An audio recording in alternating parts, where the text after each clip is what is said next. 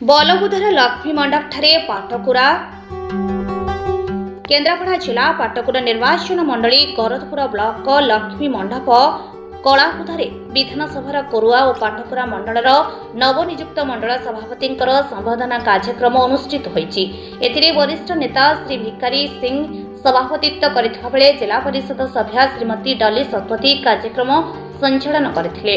पाटकुरा मंडल सभापति श्री समीर कुमार परिड़ा और कोरुआ मंडल सभापति श्री नगेन्द्र राउत को उत्तरीय और पुष्पगुच्छ दे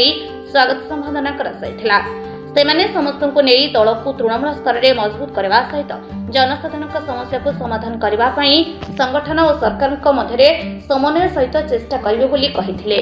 एही कार्यक्रम में राज्य प्रवक्ता और सोशल मीडिया राज्य मुख्य श्री उमाकांत पट्टनायक, राज्य कार्यकारिणी सदस्य श्री मानस कुमार महंती, जिला संपादिका श्रीमती मनीषा पंडा, विधानसभा संयोजक और जिला संपादक श्री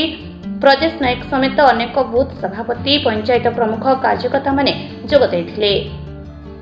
केन्द्रापड़ारू धीरेन कुमार महापात्र रिपोर्ट न्यूज लक्ष्मी 7।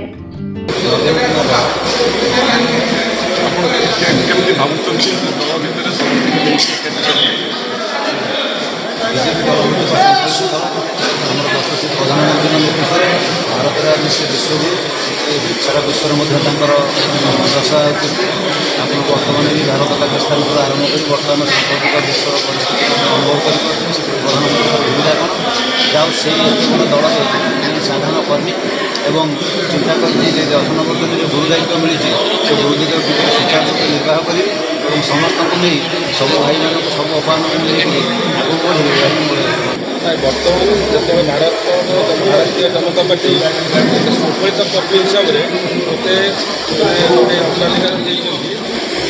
निश्चित दलीय कार्यक्रम जहाँ निर्देश आसो दलर जहाँ निर्देश आसो दल को दलर कथार मानि चली सबू भाई मान कार्य नहीं दलर केमी उन्नतीकरण कर प्राइमरी लेवल 10 नंबर 11 नंबर जो नूतन सभापति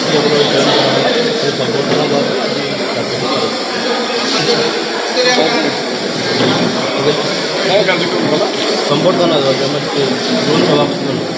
10 नंबर और 11 नंबर दोनों नुआ सभापति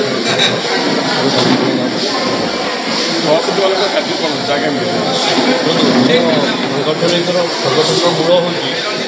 जून सभापति जो मैंने सिंबल पढ़ा जाए तो से पार्टी गुरुत्व से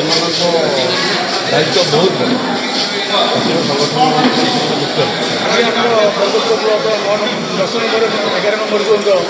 नवनियुक्ति केन्द्र सभापति सभापति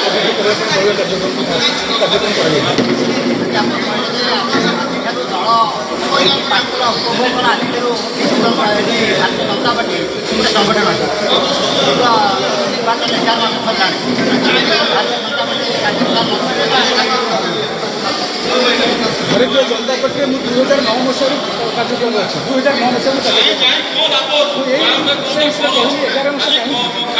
जेहेतु जोन गोटे मात्र युवर कथा देह खराब अच्छी से आज नुआ मंडल